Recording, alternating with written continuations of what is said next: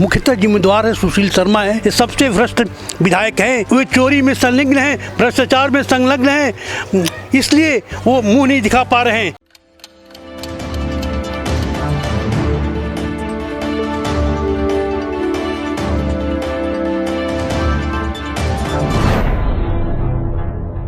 जब नेता और प्रशासन अपनी जिम्मेदारी भूल जाते हैं तो उनको ये जिम्मेदारी याद दिलानी पड़ती है कि आखिरकार उनकी जिम्मेदारी क्या बनती है। नमस्कार, आप देख रहे हैं नमन सत्य न्यूज़ और मैं हूं आपके साथ राहुल शुक्ला। दरअसल ये जो नेता हैं, ये चुनाव के वक्त जब आते हैं तो बड़े बड़े लच्छेदार भाषण लेकर आते हैं, जुमलेबाजी लेकर आते हैं और जब चुनाव जीत जाते हैं और तब कंबल तान के अपने घर में आराम से सो जाते हैं। ऐसे में जो जनता होती है वो परेशानी झेलती है, वो कई समस्याओं का सामना करती है और ये नेता मदमस्त होकर अपनी जेब भरने में लगे रहते हैं। मैं ये बात दरअसल इसलिए कह रहा हूं क्योंकि इस वक्त मैं मौजूद हूं गाजियाबाद की खोड़ा कॉलोनी में और इस वक्त नगर पालिका जो परिषद खोड़ा का ऑफिस है, कार्यालय है, मैं उसके बाहर मौजूद हूं और यहाँ पर लगभग 34 दिन से एक बुजुर्ग व्यक्ति मूलभूत सुविधाओं के लिए धरने पर बैठा है। 10 लाख की आबादी है और एक व्यक्ति सिर्फ धरने पर है। सीधे बात करते हैं क्योंकि नमन सत्य न्यूज़ लगातार इस खबर को दिखा रहा है। नमन सत्य न्यूज़ लगातार खोड़ा कॉलोनी की जनता को बता रहा है कि आखिरकार आपके नेता और आपके अधिकारी कितने जिम्मेदार हैं, उनकी तस्वीरें क्या हैं, वो किस तरीके से काम करते हैं, उनकी ये झलक देख लीजिए। क्योंकि 34 दिन से एक बुजुर्ग धरने पर बैठा है और ये जो अधिकारी हैं, ये जो नेता हैं, बेशरम होकर बिल्कुल सब कुछ जानने के बाद अपने ऑफिस में एकदम से ऐसे बैठे हैं जैसे इनको किसी भी बात से कोई फर्क नहीं पड़ता। सीधे चलते हैं ब्रह्मेश्वर नाथ मिश्रा के पास और बात करते हैं। सर, 34 दिन हो गए, क्या कहेंगे? क्योंकि लगातार नमन सत्य न्यूज़ महज एक ऐसा चैनल है जो आपके पास आता है और लगातार खबर को दिखा रहा है। नमन सत्य न्यूज़ को क्या कुछ कहना चाहते हैं और जनता को कुछ कहना चाहते हैं? मैं नमन सत्य को तहे दिल से धन्यवाद देता हूं कि बार बार खोड़ा की जो मूलभूत समस्याएं हैं उसको दिखा रहा है और हमसे भी रिपोर्टिंग ले रहे हैं। इसके लिए तो आभार भी व्यक्त करता हूं। मैं पिछले 34 दिनों से धरने पर बैठा हूं, 25 मार्च 2023 से बैठा हूं, मगर आज तक कोई भी सरकारी अधिकारी या राजनीतिक भाजपा के ही लोग हैं, सांसद, विधायक या चेयरमैन जैसे कोई भी लोग नहीं आया कि मुझे पूछे कि धरना क्यों रखे हैं। मुझे पानी के लिए पिछले 34 दिन से धरना देने पड़ रहा है। खोड़ा की 1/4 12 लाख की आबादी है, 1/4 घरों में पानी नहीं है। उस स्थिति से ये कुंभकर्ण की नींद सो रहे हैं और पिछले चुनाव में वादा करते आए कि मैं खोड़ा की जनता को पानी दूंगा। जनरल साहब भी बोले थे कि 6 महीने के बाद जीत कर आऊँगा तो पानी दूंगा। सुनील शर्मा बोले कि जीतने के बाद ही पानी दूंगा, मगर दुर्भाग्य रहा, इनके वादे झूठे ही रहे, वादे ही रह गए। चलिए एक बात और बता दीजिए, क्योंकि 34 दिन हो गए, अब मैं ये समझता हूँ कि आपको पूरा आंकलन हो गया है कि आखिरकार इसके पीछे जिम्मेदार कौन है, अधिकारी हैं, नेता हैं। असल में नाराजगी किससे है, यानी कि अगर जिम्मेदार ठहरा जाए तो इसका जिम्मेदार कौन है, जनता को पानी क्यों नहीं मिल रहा? इसका मुख्यतः जिम्मेदार है सुशील शर्मा है। जनरल साहब ने पानी की कुछ आश्वासन भी दिया था और खोड़ा में प्रधानमंत्री कार्यालय ने मुझे सूचित भी किया था 18 जून को 2022 को कि खोड़ा को भी किसी गंगा जल दिया जाएगा। मगर सुशील शर्मा जो विधायक हैं, जो सर्वाधिक मतों से जीते हैं, उन्होंने नहीं चाहा कि खोड़ा में पानी आए। खोड़ा के लोग हमारा वोट बैंक बने हैं, हमारे तलहटी चाटते रहे कि जनता पानी के हम आश्वासन देंगे और वोट देंगे। तो सबसे मुख्य जिम्मेदार वही हैं। लखनऊ में भी वो दबाव नहीं बना पाते हैं कि हम खोड़ा को पानी दिया जाए। ये सबसे महान दुर्मति वाले व्यक्ति हैं और मैं तो चाहूँगा कि योगी की और मोदी की भाजपा सरकार जो भ्रष्टाचार मुक्त करती है, ये सबसे भ्रष्ट विधायक हैं सुनील शर्मा जी और उनके यहाँ के चेयरमैन भी है रीना भाटी, वो भी भ्रष्टम महिला है। वो 200 से 300 करोड़ 5 सालों में कमा ली है। हद हो गई। कई जांच एजेंसियों को भेजा गया लेकिन कोई कार्रवाई नहीं रही। और उससे भी बड़ी बात है कि यहाँ के डीएम राकेश कुमार सिंह हैं, वो भ्रष्टम है। यहाँ पर अनिल विहार में खोड़ा में सरकारी ज़मीन थी, कब्जा होने लगा, मकान बनने लगे, तो मैंने उनके व्यक्तिगत तौर पर सूचना भी दिया, व्हाट्सएप से भी भेजा। इसके बाद व्यक्तिगत तौर पे भी मिला, लेकिन वो कुछ कार्रवाई नहीं कर सके। वो अवैध कब्जा बनवा रहे हैं और आज भी खोड़ा में अनिल विहार में अवैध कब्जे पर निर्माण हो रहा है। तो ये भ्रष्टम व्यक्ति है। मैं उनका कड़े शब्दों से निंदा करता हूँ। और ये जोगी जी की सरकार इन भ्रष्ट अधिकारियों को संरक्षण दे रही है। जनता इसका सबक सिखाएगी आने वाले चुनाव में, विशेषकर 24 के चुनाव में, 2024 में जो लोकसभा का चुनाव होंगे। ये भ्रष्टाचार से तंग आ गई है, दुखी है। अच्छा, एक बात और बताइए। देखिए, एक बात ये भी आपके समझ में आ गई क्योंकि आप यहाँ 34 दिन से बैठे हैं। ऐसा नहीं है कि अधिकारियों तक ये बात नहीं पहुँच रही या अधिकारी इस बातों को नहीं समझ रहे, लेकिन पिछले कुछ समय में ऐसा हुआ है क्या आपके नज़रिए से कि अधिकारी सब कुछ जान रहा है लेकिन गलत के खिलाफ आवाज़ नहीं उठा रहा? क्या ऐसा हुआ है कि आपके नज़र? मैंने जब डीएम से मिला 12 सितंबर 2022 से, मैंने कहा कि हमारी ज़मीन हड़पी जा रही है। खोड़ा में जो 20 क्यूसेक प्रधानमंत्री कार्यालय द्वारा जल मिला है वो भी हड़प लिया गया। मैं आपसे बहुत दुखी हूँ कि इस तरह से जघन्य घटनाएं घट रही है और आप उसको देख रहे हैं। इससे शर्मिंदा की कोई बात नहीं हो सकती है। मैंने कहा आपसे देखकर मैं बहुत दुखी हो रहा हूँ। इससे शर्मनाक की बात ही क्या हो सकती है, लेकिन मुंह नहीं उठा सकते हैं क्योंकि चोर के दाढ़ी में तिनका है। उनके ही वे चोरी में संलग्न हैं, भ्रष्टाचार में संलग्न हैं, इसलिए वो मुंह नहीं दिखा पा रहे हैं। और भी उप जिलाधिकारी स्तर के अधिकारियों के साथ भी बैठक मैं कहा कि मैं छोड़ूंगा नहीं। पानी और खोड़ा के अवैध जो कब्जा हो उसको लेकर ही छोड़ूंगा। कर्तव्यास से जड़ मत हो सुजान, मैं आपको सुजान बनने के लिए प्रयास करता रहूँगा, छोड़ूंगा नहीं। इस धरने पे तब तक डटा रहूँगा जब तक कि खोड़ा में पानी नहीं मिलेगी, खोड़ा में अवैध कब्जा से मुक्ति नहीं दिया जाएगी, जो 2010 की स्थिति नहीं होगी और हर घर में हाउस नंबर का प्लेट नहीं लेगा, तब तक मैं डटा हूँ। ठीक है। हाउस नंबर की आपने बात करी और मेरे को एक बात याद आ गई, जरा मैं दिखाना चाहूँगा। देखिए, ये नंबर प्लेट आप देख रहे हैं, स्कूल के गेट के सामने लगा हुआ है। ये देखिए, ये नंबर प्लेट यहाँ पर लगे हुए हैं और यहाँ पर कुछ स्थानीय लोग, स्थानीय महिला मेरे साथ मौजूद हैं। गजब की स्थिति देखिए कि नंबर प्लेट ऐसी जगह लगा है जिसका कोई, मुझे नहीं लगता कि यहाँ कोई उचित उपयोग हो रहा है या इसको देखकर लोग यहाँ पहुँचते होंगे या इस एड्रेस को कोई याद भी रखता होगा, क्योंकि जो मूलभूत सुविधाएं हैं वो आम जनमानस को मिलनी चाहिए। और आम जनमानस इसको लेकर क्या कुछ कहता है, सीधे यहाँ पर कुछ महिलाएं मौजूद हैं और इनसे बात करते हैं।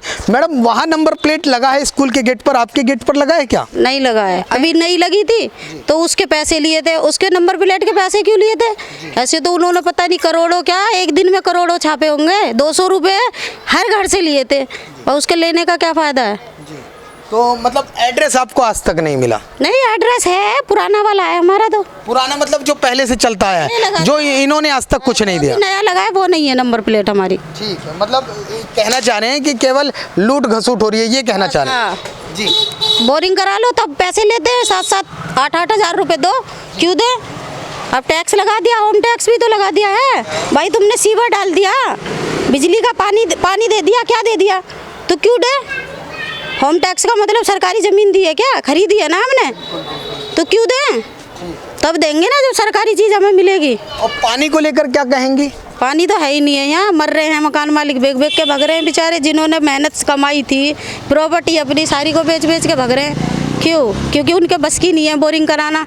5 लाख रुपए कमाएंगे थोड़ी ना पूरी साल में, 5 लाख में बोरिंग हो रही है। तो इन नेताओं को क्या कहना चाहते हैं? चलिए बोल दीजिए, क्या कहना चाहते हैं? नेताओं को क्या कहूँ, कहने के लिए तो कुछ नहीं है, आम जनता ही पिसती है। लेकिन जो भी चीज़ है अगर तुम ले रहे हो, सरकार का मतलब है आम जनता को वो दो जो उसके हक में है। मेरा बोलने का मतलब ये है कि जिसकी हकदार है जनता उसको दे दो। सब नेता चलो, कोई दिक्कत। तो ये वो लोग हैं जो यहाँ के स्थानीय लोग हैं और ऐसे में कुछ लोग और मौजूद हैं। मैं इनसे बात करूँगा कि इनका क्या कहना है। सर, सुविधाएं मिल रही हैं कब, पहले ये बताइए खोड़ा में कब से रह रहे हैं? खोड़ा में हमको लगभग 25-26 साल रहते हुए हो गए और सुविधा के नाम पे आज भी जीरो है खोड़ा। यहाँ पर कोई सुविधा नहीं मिल रही है। पानी की लोग तरस रहे हैं, पानी की बूंद बूंद के लिए तरस रहे हैं। 5-5, 6-6 लाख रुपए बोरिंग में लग रहे हैं, जो स्थिति बहुत दुखद है। और यहाँ के जो सांसद जी हैं 6 बार 2 बार जीत चुके हैं। उन्होंने 6 महीने में पानी देने का वादा करते हैं और जीत करके यहाँ से साफ हो जाते हैं। पता नहीं सांसद जी संज्ञान क्यों नहीं ले रहे। और विधायक जी और यहाँ के चेयरमैन सब मिल करके यहाँ के मंदिरों की ज़मीन और जो नगर की ज़मीन थी, विकास के लिए ज़मीन थी, उस पर कुर्ते बदल करके, लाल कुर्ते पहन करके, केसरी कुर्ते पहन करके लोगों ने कब्जे कर लिए हैं और उसको कोई सुनवाई नहीं है। यहाँ पे जनता बहुत बुरी तरीके से त्रस्त है। लोगों को बताते हैं कि पानी के लिए हमारे पास ज़मीन ही है, जबकि ज़मीन बेची जा रही है। विधायक, यहाँ के जो स्थानीय नेता सब सम्मिलित हैं और माफियाओं द्वारा यहाँ ज़मीन बेच के खाई जा रही है। पता नहीं हमारे विधायक संज्ञान क्यों नहीं लेते, सांसद क्यों सही, उनके मुँह पे क्यों टेप लगी है, क्यों चुप बैठे हुए हैं, वो वही बता सकते हैं। आप उनका मीडिया उनसे जवाब ले जा करके उनसे पूछे इस बात के लिए कि वो क्यों चुप लगाए बैठे हैं, क्यों टेप उनको लगी है। आज अगर सुविधाएं होती तो 85 साल के बुजुर्ग, आप देख सकते हैं बुजुर्ग हैं, 85 साल के धरने पर बैठे हैं। 34 दिन हो गए। सांसद को, विधायक को, यहाँ तक कि पूर्व चेयरमैन को भी किसी को कोई फुर्सत नहीं मिली जो इनसे आकर के 2 शब्द पूछे। ये मैं आपको ये श्योरिटी देता हूँ, मैं ऑन कैमरा बोल रहा हूँ और ये मैं आपको भी बोल रहा हूँ, मैं जानता हूँ आप इस वीडियो को देख रहे हैं। ये जो नेता हैं स्थानीय और ये यहाँ के जो लोकल नेता हैं, यहाँ के ज़िले के नेता हैं, ज़िले के अधिकारी हैं, वो तमाम इस वीडियो को देख रहे हैं और मैं आपको श्योरिटी देता हूँ कि वो देख रहे हैं। अब आप बताइए कि उनको सीधे तौर पर क्या कहना चाह रहे हैं। मैं सीधे तौर पर नेताओं से यही कहना चाहता हूं कि हमारी हाथ जोड़ के विनती है, जो माफियाओं ने ज़मीन काबिज की है उसको ज़मीन को लेकर के यहाँ पे पार्क बनाए जाएं और टंकियाँ, विशेष तौर पे पानी की सुविधा नोएडा से पाइपलाइन लेकर के, और हमारे जो गंगा जल का 20 क्यूसेक पानी पहले मिला है और कुछ पानी और उपलब्ध करा करके हर घर को नल, हर घर को जल, जो मोदी जी ने कहा उसको तुरंत तत्काल प्रभाव से सबसे पहले लागू करा जाए, वरना ये धरना लगातार चलता रहेगा और हम नेताओं को इसी तरह से कटघरे में खड़ा करते रहेंगे। धन्यवाद। तो ये स्थानीय लोग हैं, इनका कहना है कि जिस तरीके से जो सरकारी ज़मीन है, सरकारी संपत्ति है, उसको लोग जो स्थानीय नेता हैं कुर्ते बदल कर उसका जब्त कर रहे हैं और उसकी खरीद फरोख्त कर रहे हैं। एक स्थानीय व्यक्ति मेरे साथ और हैं, आइए इनसे बात करते हैं। सर, चुनाव आ गए हैं, किसको वोट देने जा रहे हैं? क्या फिर से रिपीट हो रही है क्या बीजेपी इस खोड़ा में? देखो जी, मैं आपके चैनल के माध्यम से यही कहूँगा कि पिछली जो हमारे चेयरमैन जी थे या जो भी पदाधिकारी यहाँ पे थे, जिस तरह का खोड़ा के अंदर सुविधा मुहैया कराया वो ठीक नहीं हुआ। सुविधा क्या कराए? रोड ऊंची कर दी, नाली ऊंची कर दी, घर नीचे कर दिए। अब जो बंदा अब थोड़ा बहुत कमाने वाला दोबारा घर कहाँ से बना देगा?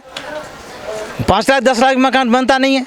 फर्स्ट फ्लोर मकान बनाए कम से कम 15 लाख 20 लाख रुपये चाहिए, 15 लाख रुपये चाहिए मकान बनाने के लिए।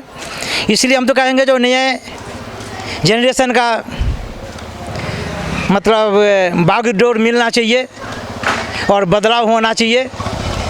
पिछले कार्यकाल, पिछले जो हमारे थे व्यवस्थापक वो अच्छी काम नहीं किए, इसके लिए मतलब कोई नया बदलाव होना चाहिए। नए लोग, हर आदमी को एक बार मौका मिलना चाहिए। एक बार तो मैंने देख लिया वोट दे करके कैसा काम सुविधा मिला हम लोग को। अब नए से बंदा कोई चेहरा सामने आएगा, अब देखेंगे वो हमारे लिए क्या करेगा। हम तो भरोसा सब पर करते हैं, पहले भी भरोसा किए और करके वोट दिए, अब भी भरोसा करके वोट देंगे। और हम क्या बताएं, यहाँ पे नगरपालिका के पब्लिक को सुविधा कुछ नहीं मिला, पानी नहीं मिली, बिजली हम खुद यहाँ के जनता बिजली खुद अपने पैसे से नोएडा से लेकर के आया। तार, बल्ली, पोल, ट्रांसफार्मर अपने पैसे से लेकर आए। गैस साहिबाबाद से ट्रक पे हम लोग माल लेकर के आए, अपने ठेकेदार लेकर के आए दिल्ली से। पोल गड़वाया कॉलोनी के अंदर, तार खिंचवाया नोएडा से, कनेक्शन लिया, मीटर लगाया, पैसा हम लोग अपने जेब से दे, बिजली बिल दे रहे हैं। सरकार मुझे क्या दिया? नगरपालिका मुझे बिजली नहीं दिया, पानी नहीं दिया, टैक्स लगा दिया ऊपर से। जबकि संविधान में लिखा हुआ है जब तक नागरिक को मूल रूपभूत सुविधा नहीं दी जाती है, जिसमें आता है सबसे पहले नंबर है पानी, सीवर, नाली। अगर ये 3 चीज़ अगर सरकार मुहैया नहीं कराती पब्लिक के लिए तो टैक्स लेने का उसका अधिकार नहीं बनता। इस तरह का अगर हमारी नगरपालिका मुहिम चला करके ज़बरदस्ती टैक्स ले रही है तो वो गलत कर रही है पब्लिक के विषय में। इसलिए पब्लिक बीते हुए सरकार से बहुत दुखी है और ऊपर से कोई नहीं बोल, अंदर अंदर यहाँ के पब्लिक खलबला रखी है, जो हम कैसे आदमी को अपना प्रतिनिधि बनाए जो आगे हमें अच्छी तरह सुविधा देता रहे। ठीक, तो ये स्थानीय लोग थे, इनका कहना है कि जो पिछले कार्यकाल में यहाँ के नेता रहे उन्होंने केवल खोड़ा को लूटा है और जनता को विश्वास में रख के उनके साथ छल किया है, जो अब नहीं होगा। यानी कि जनता जो है वो पूरी तरीके से फेरबदल करने की तैयारी कर चुकी है और ऐसे में अगर अभी भी यहाँ के नेताओं की नींद नहीं खुली तो मुझे लगता है, ये मेरे अपने ओपिनियन है, कि वो वक्त दूर नहीं होगा जब चुनाव के बाद, यानी कि अब उत्तर प्रदेश में निकाय चुनाव हैं और चुनाव के बाद जनता एक भारी तादाद में अधिकारियों और नेताओं का घेराव करेगी। और हो सकता है कि मेरा ये ओपिनियन गलत हो, तो सीधा चलते हैं ब्रह्मेश्वर नाथ मिश्रा के पास और पुष्टि करते हैं कि क्या मैं गलत हूं या वो क्या सोचते हैं।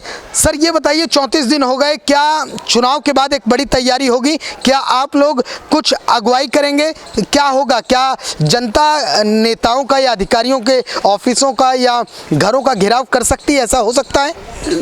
जरूर जनता घेराव करेगी। भ्रष्ट एक पाप का घड़ा भर गया है और जो ही घड़ा भर होगा सब लोगों को, चाहे वो ईओ हो, चाहे वो विधायक हो, चाहे पूर्व चेयरमैन हो, उसको जनता सबक सिखाएगी और कटघरे में डालेगी, उन्हें जेल में भी डालेगी। इतने बड़े भ्रष्टाचार हुए हैं, ज़मीनों हड़पा गया है और उस पर विधायक तक उसका शेयर मिला है, ईओ तक शेयर मिले हैं। जनता छोड़ेगी नहीं और ये अगला जब कि हम चुनाव का बहिष्कार कर रहे हैं, जो कुछ ही लोग बहिष्कार में, मगर किसी को 5 वोट मिल गए, वही ज़्यादा मिलेगा, वो जीत सकता है। तो चुनाव होगा, कुछ लोग मत अपना विचार करेंगे, लेकिन इस बार बदलाव भी होगा। बहुत दुखी है ये भाजपा के विधायक से और चेयरमैन से। ठीक है, तो ये ब्रह्मेश्वर नाथ मिश्रा थे। इनका कहना है कि जिस तरीके से नमन सत्य न्यूज़ ने अपना एक ओपिनियन दिया था, इस पर इन्होंने हामी भरते हुए कहा है कि हाँ, वो वक्त दूर नहीं है कि जब नेताओं के और अधिकारियों के ऑफिस का घेराव जनता करेगी।